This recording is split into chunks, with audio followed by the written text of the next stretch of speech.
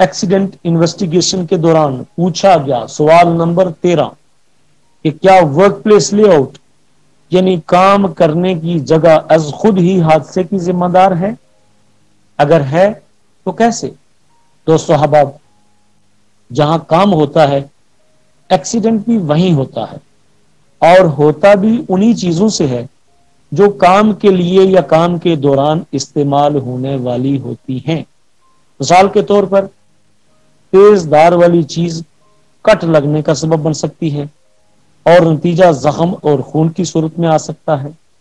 اگر machinery maintain نہیں ہوگی تو یہ غیر ضروری آلودگی یعنی دھوئیں سے ارد گرد کے ماحول کو سیفٹی اور ہیلتھ کے اعتبار سے قابل عمل نہیں چھوڑے گی۔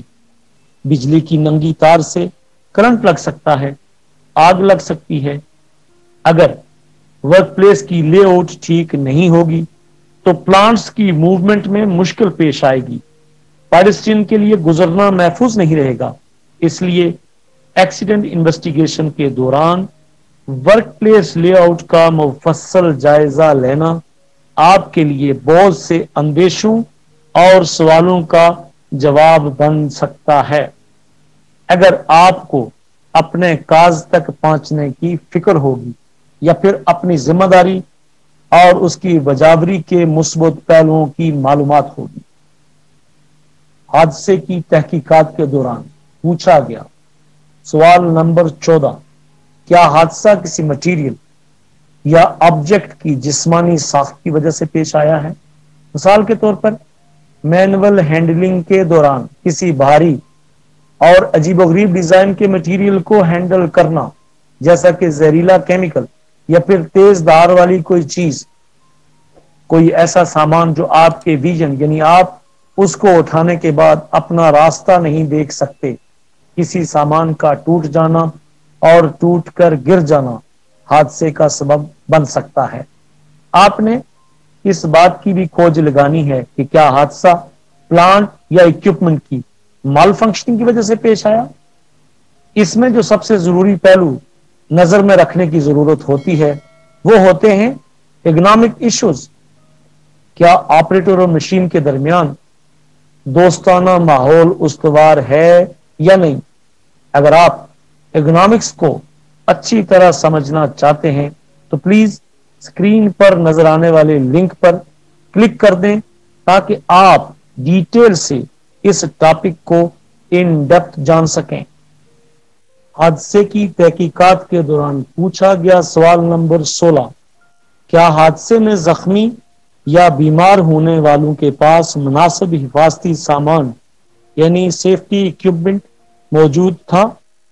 آپ نے اچھی طرح سے اس بات کا جائزہ لینا ہے کہ حفاظتی ساز و سامان اور سیفٹی سے کام کرنے کا طریقہ کار دونوں چیزیں ٹھیک طریقے سے ورکرز کو پہنچائی گئی تھیں، اور اس کے ساتھ کام کے دوران وہ لوگ سیفٹی پروسیجرز پر عمل پیرا بھی تھے اور سیفٹی اکوپمنٹ کو یوز بھی کر رہے تھے۔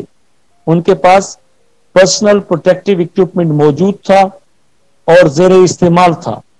اکوپمنٹ کی پاور سپلائی اور آئسولیشن کا سیف پروسیجر امپلیمنٹ ہو رہا تھا، وینٹیلیشن کا مناسب بندوبست تھا، اور کام کرنے والی ورک فورس سیفٹی اکوپمنٹ اور ورک اکوپمنٹ کو سیفلی یوز کرنے کی صلاحیت رکھتی تھی۔ اگر ایسا نہیں تھا تو پھر خالی سامان مہیا کر دینا اور اس کے استعمال کا علم نہ ہونا یا پھر علم ہونے کے باوجود اسے استعمال نہ کرنا حادثے سے بچاؤ میں قطعاً مددگار ثابت نہیں ہو سکتا۔ اور یہ سب سے افسوسناک پہلو بھی ہوتا ہے کہ سب ہونے کے باوجود بھی مطلوبہ نتائج حاصل نہیں ہو پاتے، حادثہ ہو جاتا ہے اور کئی سارے لوگ جان سے چلے جاتے ہیں۔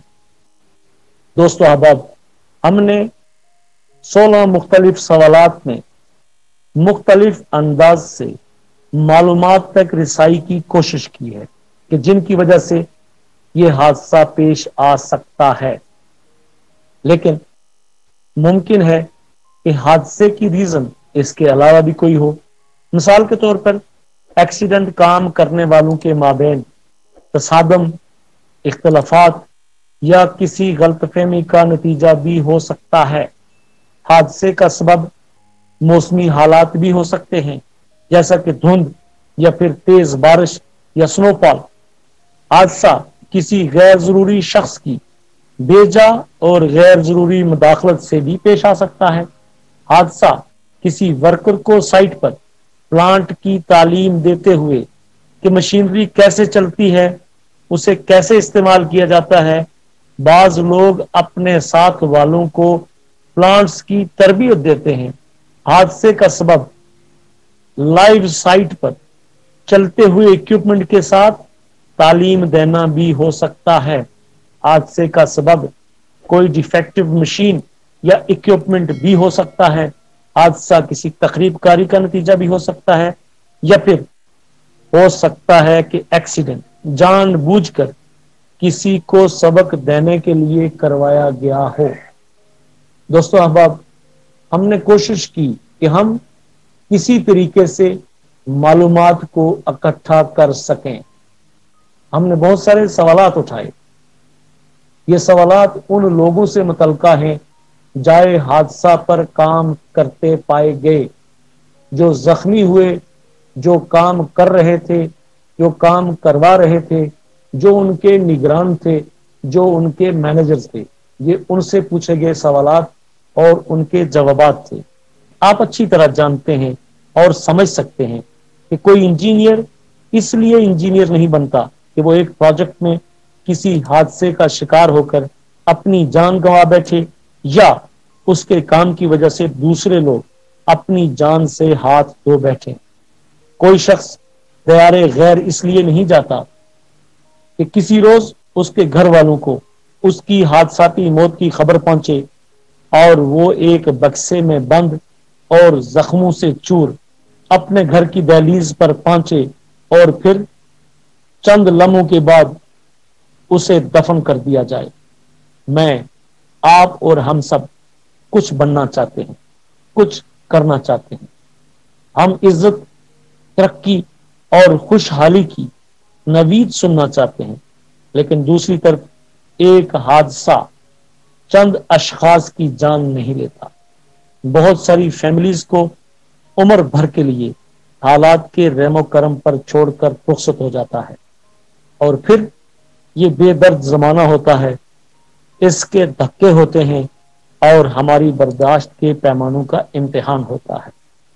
حادثوں یعنی ایکسیڈنٹس کی انویسٹیگیشن کیے بغیر اور ان حادثوں کے اسباب کو جانے بغیر ہم آنے والے وقت میں ان حادثات کا پھر بھی شکار بن سکتے ہیں۔ اس لیے ہر ایکسیڈنٹ کی انویسٹیگیشن ضروری ہوتی ہے، اور یہی وجہ ہے کہ آج میں نے کوشش کی ہے کہ آپ کو ایکسیڈنٹ کے بعد معلومات اکٹھی کرنے کا آئیڈیا دے سکوں کہ آپ نے کس کس اینگل اور پیرائے میں قاتل کے قدموں کے نشانات ڈھونڈنے کی کوشش کرنی ہے۔